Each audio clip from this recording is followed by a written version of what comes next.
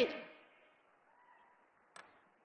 గౌరవ మంత్రివర్యులు శ్రీమతి కొండా సురేఖ గారికి ధన్యవాదాలు తెలియజేస్తూ minister of Panchayat Raj, rural development, rural water supply, women and child welfare గౌరవ మంత్రివర్యులు శ్రీమతి ధనసరి సీతక్క గారిని స్వాగతిస్తున్నారు.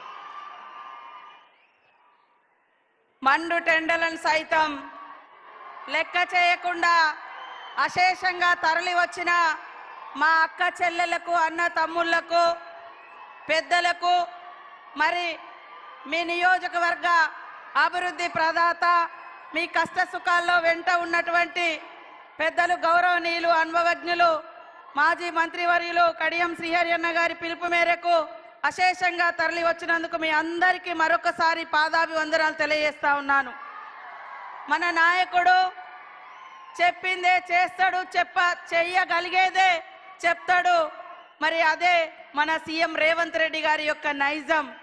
ఆ నైజం మరి కష్టమున్నా, నష్టమున్నా, ఇబ్బందులున్నా మరి ఎదుర్కొని ఈ స్థాయికి వచ్చి మీ కష్ట సుఖాలలో భాగం పంచుకొని మిమ్మల్ని అభివృద్ధి పదంలో తీసుకురావాలన్నటువంటి ఏకైక లక్ష్యంతో పని చేస్తూ ఈరోజు ఈ నియోజకవర్గానికి 800 కోట్లకు పైగా మరి నిధులు ఇచ్చినటువంటి మన మహానాయకుడు మన సీఎం గారికి స్వాగతం. ఓరుగల్లు బిడ్డల తరపున సుస్వాగతం. మన ఇన్ఛార్జి మంత్రివర్యులు గౌరవనీయులు సోదరుడు మన పక్క జిల్లా పొంగులేటి సీనన్న గారికి హృదయపూర్వక స్వాగతం. అదేవిధంగా మా సోదరి మని మాకు తోడుగా ఉంటూ ఎప్పుడు మరి ప్రజలకు అందుబాటులో ఉండేటువంటి సురేఖక్క గారికి, కడియం కావ్య గారికి, వేం నరేందర్ రెడ్డి అన్న గారికి, మా సోదర ఎమ్మెల్యేలకు, ఎమ్మెల్సీలకు, అదేవిధంగా బలరాం నాయక్ గారికి, ఎంపీ చామల కిరణ్ గారికి, ఎంపీ పక్క భువనగిరి నియోజకవర్గం నుంచి వచ్చినటువంటి ఎంపీ గారికి, అదేవిధంగా కార్పొరేషన్ చైర్మన్లకు, వేదిక మీద ఉన్నటువంటి స్టేషన్ గన్పూర్ మండల నాయకత్వానికి, నియోజకవర్గ నాయకత్వానికి, ఉమ్మడి జిల్లాల నుంచి వచ్చినటువంటి జిల్లా అధ్యక్షులకు, పత్రికా మీడియా సోదరులకు, మరి వివిధ శాఖల అధికారులకు, పోలీస్ అధికారులకు అందరికీ కూడా మరొకసారి మా సీఎం రేవంత్ రెడ్డి గారి తరపున అభినందనలు, ధన్యవాదాలు తెలియజేస్తా ఉన్నాను.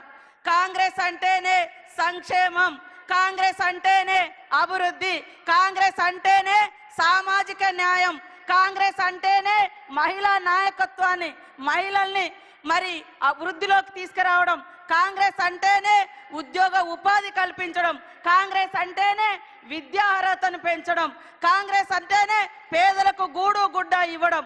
ఇవన్నింటినీ ఈరోజు పట్టుకొచ్చినటువంటి మన నాయకుడు మన సీఎం గారు రేవంత్ రెడ్డి గారని ఈ సందర్భంగా తెలియజేస్తా ఉన్నాను.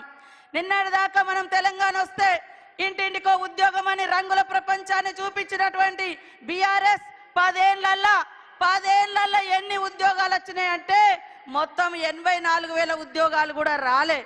కానీ 10 నెలలలో 57,000 ఉద్యోగాలు ఇచ్చినటువంటి ఘనత మరి మన సీఎం రేవంత్ రెడ్డి గారిదని నేను ఈ సందర్భంగా తెలియజేస్తా ఉన్నాను. 10 ఏళ్లలో బీఆర్ఎస్ పార్టీలో కనీసం 2 లక్షల ఇల్లులు కూడా రాలే. కానీ ఏకకాలంలో 4.5 లక్షలకు పైగా ఇల్లులకు మంజూరు ఇచ్చినటువంటి ఘనత సీఎం రేవంత్ రెడ్డి గారిది, ఆ శాఖను చూస్తున్నటువంటి పొంగులేటి సీనన్న గారిది అని కూడా ఈ సందర్భంగా తెలియజేస్తా ఉన్నాను. కాబట్టి సోదరులారా ఆలోచించండి. ఇవాళ ఉద్యోగాలు మేము ఇస్తుంటే కళ్ళల్లో నిప్పులు పోసుకుంటున్నారు, పేదోళ్ళకి ఇల్లు ఇస్తుంటే ఓర్వలేకపోతున్నారు బీఆర్ఎస్ వాళ్ళు, మహిళలను ముందుకు తీసుకొస్తుంటే మరి రకరకాల మాటలు మాట్లాడుతున్నారు. బీఆర్ఎస్ అంటేనే మహిళల్ని అణగదొక్కడం, బీఆర్ఎస్ అంటేనే అట్టడుగు వర్గాల్ని అణిచివేయడం, అహంకారాన్ని ప్రదర్శించడం. కాబట్టి ఇవాళ సామాజిక న్యాయం కాంగ్రెస్ తీసుకురావడం కోసమే 30 సంవత్సరాలుగా పెండింగ్ లో ఉన్నటువంటి ఎస్సీ వర్గీకరణకు ఒక రూపం తీసుకొచ్చి మరి ఎస్సీ సోదరుల యొక్క మరి ఫలాలు అందరికీ చెందాలని వర్గీకరణ చేయడం జరిగింది. 100 ఏళ్ల తర్వాత బీసీ కులగన్న చేపడితే ఓర్వలేక బీజేపీ, బీఆర్ఎస్ అక్కసు వెళ్ళగక్కుతున్నాయి. కాబట్టి మీరు అర్థం చేసుకోవాలి. అదేవిధంగా మా అక్క చెల్లెలకు దాదాపుగా